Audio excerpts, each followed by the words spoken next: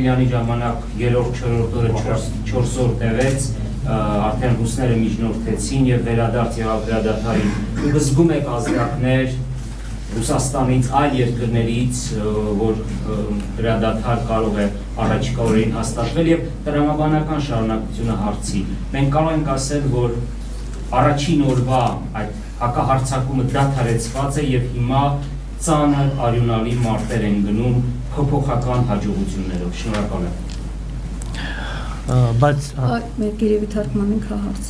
Yes.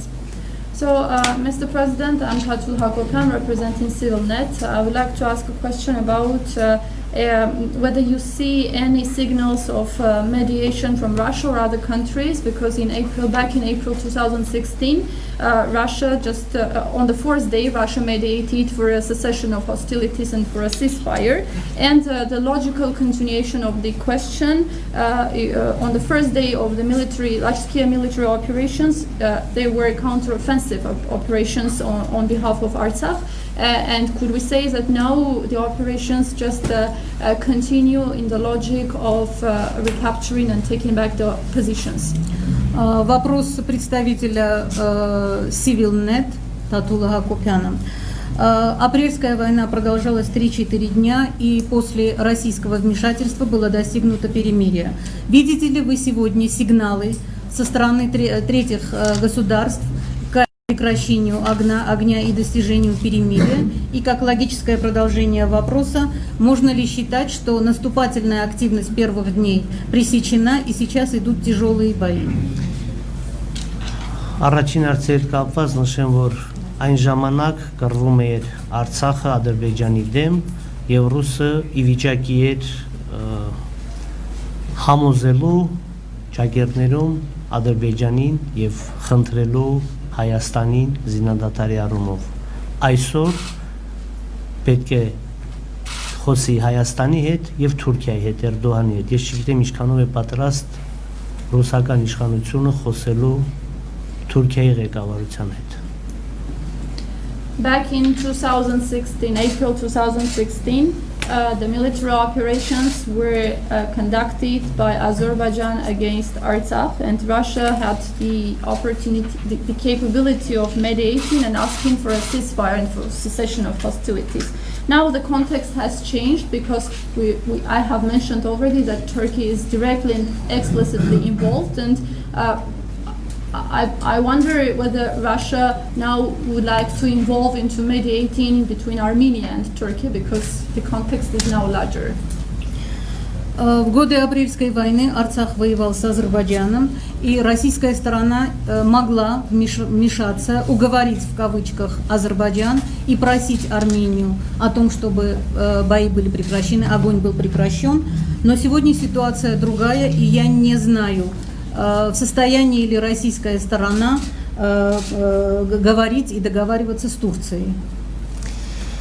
Այո, առաջին հարվածը շատ պատասխանը հարվածի շատ անակնկալ էր եղել, անսպասելի, եւ եթե հիշենք պատմությունը, ինչպես է ֆաշիստական Գերմանիան ժամերի օրերի ընթացքում հասել հուշկու հարվածից հետո Մոսկվայի, Ստալինգրադի ակունքները, իսկ այսօր գտնվում ենք սահմանին, ոչ մի բան չի փոխվել։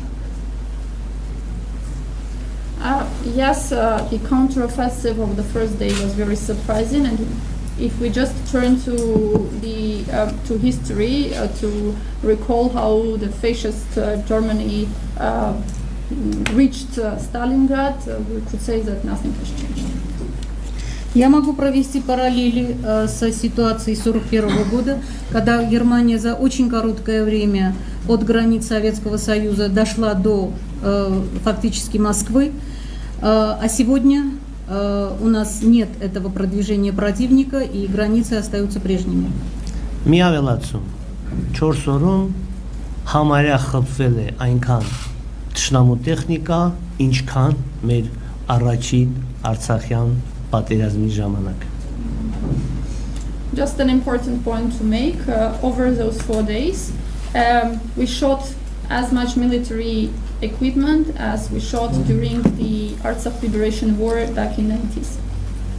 Одно дополнение. За 4 дня нынешней войны уничтожено такое же количество военной техники, сколько было уничтожено за всю Первую Карабахскую войну. Thank you very much. Thank you, Mr. President. I would have 2 questions, if that's okay. First one, this crisis is now an international crisis. Do you have any request or appeal for the role that could play France or other European countries in terms of mediation or support? And second question, I understand that you spoke more about Turkey than Azerbaijan today. Does it mean that you regard Baku as just a tool in the end of Erdogan and that the real enemy here for you is actually Turkey? Could you repeat the second question once again and slower? Just repeat your questions, please, because it's impossible to hear you. Can I come? Okay. First question. Do you have any request or appeal to the European powers, France included, in terms of mediation or support? Second question. You mentioned Turkey more than Azerbaijan today. Does it mean that the real enemy today is Turkey and that Azerbaijan is just another force in the hands of Ankara? You represent Le Monde? Le Monde, yes. Yeah. Le Monde-ի լրագրողն է արդյունքում, պարոն նախագահ, այս ճգնաժամը վերահատվել իսկական միջազգային ճգնաժամի, արդյոք դուք դիմել եք եվրոպական երկրներին, ներառյալ նաև ձեր բարեկամ երկրներին, որպեսզի նրանք միջամտեն, միջազգային հանրությանը միջամտության դիմել եք, թե ոչ, եւ երկրորդ հարցը, դուք ավելի շատ նշում եք Թուրքիան, քան Ադրբեջանը, արդյոք մենք կարող ենք ենթադրել, որ իսկական իրական թշնամին Թուրքիան է, իսկ Ադրբեջանը ուղղակի Թուրքիայի ձեռքերում հանձնակատար է. Первый вопрос, значит, представителя газеты «Le Monde», я так понимаю, это Франция. Нынешняя война превратилась в настоящий международный кризис. И намерены ли вы обратиться к своим европейским партнерам, в частности, к Франции? И второй вопрос. Вы все время подчеркиваете роль Турции. Означает ли это, что Азербайджан является всего лишь орудием в руках Турции?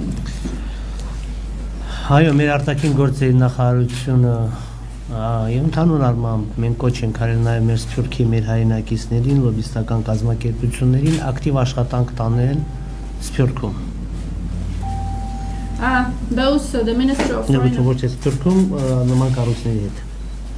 Both the Minister of Foreign Affairs and in general the Artsakh leadership has called upon the diaspora and lobbying organizations, Armenian organizations in different countries to appeal to international community and different organizations in the international community.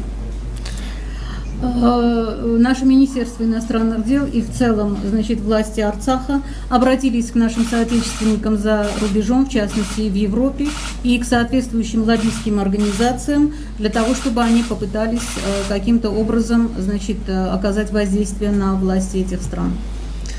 Ինչ վերաբերում է Թուրքիայի հետ կապված, այո, մենք համարում ենք, որ տարածաշրջանում արդեն վաղուց անթաքույց իր շահագրգռվածությունն է հայտնում Թուրքիան եւ նրանց վաղուց արդեն զինվորականների եւ այսօր ավիացիայի մասնակցությունը դրա վառապացույցն է։